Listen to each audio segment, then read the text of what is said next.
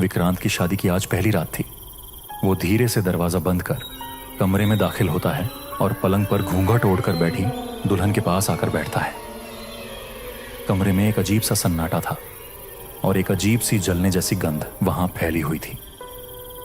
विक्रांत ने धीरे से अपनी दुल्हन से कहा, यूं शांत क्यों बैठी हो, क्या बात है?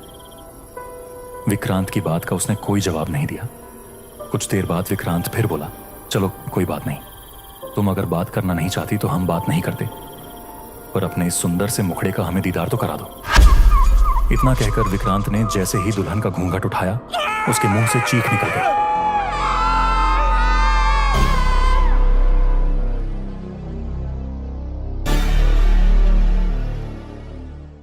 घुप अंधेरी रात, हवा में सनसनाहट और सुनसान घर के कोने से आती हुई एक दबी सी सिसकी। वह सिसकी नीता की थी। नीता जो अपनी सुहाग रात की सेज पर बैठी लाखों सपने संजोए अपने पति के आने का इंतजार कर रही थी। तभी दरवाजे की आवाज ने उसकी सांसें थाम दी। वो उसका पति विक्रांत था। उसने जैसे ही कमरे में कदम रखा, उसकी आंखों में नफरत की आग थी। विक्रांत ने नीता को देखा और पलटकर बोला, यह शादी मेरी मर्जी के खिलाफ हुई है। मैं तुम जैसी काली लड़की से कभी शादी नहीं करता। ये कमरा मेरा है, तुम बगल वाले कमरे में जाकर सो जाओ। नीता के पैरों तले जमीन खिसक गई। उसकी आंखों से आंसुओं की नदी बह निकली। उसने विक्रांत से कहा, ये तुम कैसी बातें कर रहे हो विक्रांत? अगर तुमको मैं पसंद नहीं थी तो मुझसे शादी क्यों करी? देखो, मुझे तुमसे कोई बात नहीं करनी। बेहतर होगा कि अभी तुम यहाँ से चली जाओ। विक्रांत की बात सुनकर वह चुपचाप दरवाजे की ओर बढ़ी। तभी उसे नीचे से आते ठहाकों की आवाज सुनाई देती है। धीरे से सीढ़ियों पर जाते हुए उसने देखा उसकी सास मृणालिनी और ससुर हरिश्चंद्र जोर जोर से हंस रहे थे। हंसते हुए हरिश्चंद्र बोला, देखा कितना दहेज मिला। अमीर घर की बेटी से रिश्ता जोड़ने का यही फायदा है। देखो कितना माल मिला है। हरिश्चंद्र की बात सुनकर मृणालिनी बोली, वो बात तो ठीक है जी, पर इस काली कलूटी बहू से पीछा कैसे छुड़ाए? मैं तो विक्रांत की दूसरी शादी करूंगी, कोई सुंदर लड़की से। नीता दूर खड़ी ये सब बातें सुन रही थी। ये सब सुन उसका दिल टूट गया। वो मन ही मन सोच रही थी, ये वही लोग थे जो उसके पिता के सामने मीठे बनकर बात करते थे। उस रात वह खाली कमरे में पलंग पर गिरकर रोती रोती सो गई। आने वाली हर सुबह नीता की सास मृणालिनी ने अब नीता को परेशान करना शुरू कर दिया। वो बात बात पर नीता को ताना मारती थी। नीता अब बहुत ही परेशान हो चुकी थी। उसे घर में कोई पसंद नहीं करता था। सभी लोग यही सोचते थे कि नीता से छुटकारा कैसे पाया जाए। एक रोज विक्रांत ने अपने माता पिता के साथ मिलकर एक साजिश रची। विक्रांत ने रसोई में जाकर गैस पाइप को काट दिया और सभी लोग घर से बाहर चले गए। जिसका डर था वो ही हुआ।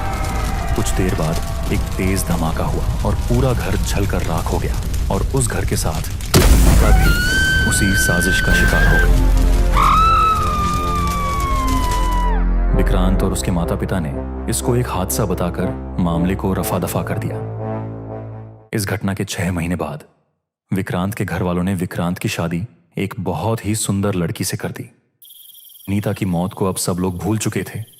विक्रांत की शादी की आज पहली रात थी। वो धीरे से दरवाजा बंद कर कमरे में दाखिल होता है और पलंग पर घूंघट ओढ़कर बैठी दुल्हन के पास आकर बैठता है।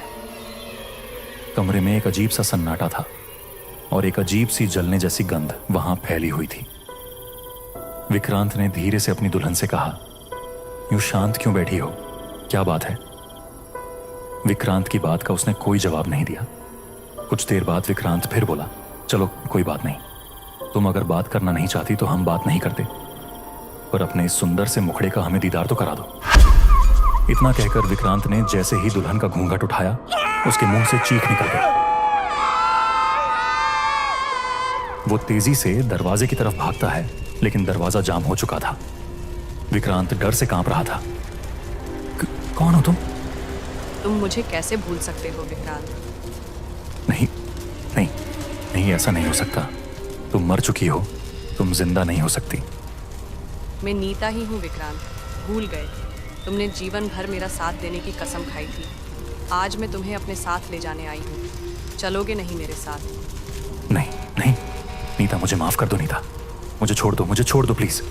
चलने की बारी आ गई है विक्रांत। तभी पूरा कमरा आग की लपटों से घिर जाता है। पूरे कमरे में सिर्फ विक्रांत की चीखें गूंज रही थी। विक्रांत की चीखें सुनकर उसके माता पिता भागते हुए यहाँ आते हैं। विक्रांत को आग की लपटों में घिरा देख वो चिल्लाते हुए बोले, खिड़की खोलो, कोई है, अरे कोई बचाओ मेरे बेटे को। आग की लपटें सभी जगह फैल चुकी थी। घर में रखे सामान के साथ साथ उनके सारे पैसे जलकर राख हो गए। लेकिन तभी विक्रांत के पिता की नजर जलते हुए घर की खिड़की पर टिक जाती है। उन्होंने देखा कि सफेद कपड़ों में नीता की आत्मा खिड़की के पास खड़ी थी। उसकी आंखों से खून निकल रहा था। नहीं नहीं, ऐसा नहीं हो सकता, ऐसा नहीं हो सकता। इस घटना के कुछ देर बाद पुलिस और आग बुझाने वाली गाड़ी वहां आती है। जब पुलिस वहां पहुंची तो विक्रांत के माता पिता जलते हुए घर के बाहर जोर जोर से चीख रहे थे, वो भूत है, उसने मार डाला हमारे बेटे को। जैसे तैसे इंस्पेक्टर राजन ने उन्हें शांत करवाया और उनसे पूछा, कौन भूत, कैसा भूत, किसकी बात कर रहे हो तुम? वो मेरे बेटे की पहली पत्नी नीता का भूत इंस्पेक्टर साहब, वो वहां खड़ी थी उस खिड़की के पास। मैंने अपनी आंखों से उसको देखा है। विक्रांत के पिता हरिश्चंद्र की बात सुनकर इंस्पेक्टर राजन बोले, ये आप कैसी बातें कर रहे हैं साहब? मैंने तो सुना है कि आपके बेटे विक्रांत की पहली पत्नी तो 6 महीने पहले मर चुकी है। हाँ, वो मर चुकी है, ये सब उसके भूत ने किया है, मैंने उसे देखा है, आप मेरी बात का यकीन कीजिए। उनकी बातें सुनकर इंस्पेक्टर राजन ने अपने पास खड़े कांस्टेबल शिंदे से कहा, शिंदे, मुझे लगता है इनको अपने बेटे की जलकर मरने का बहुत गहरा सदमा लगा है। इन दोनों को लेकर तुम अस्पताल पहुंचो, मैं कुछ देर में वहां आता हूं। शिंदे उनको लेकर रवाना हो जाता है, लेकिन उनको जाते हुए कोई दूर से उन्हें देख रहा था। वो कोई और नहीं बल्कि नीता की आत्मा थी, जिसकी आंखों में प्रतिशोध की ज्वाला साफ दिखाई दे रही थी। क्या आपको लगता है कि वो उन्हें जिंदा छोड़ देगी?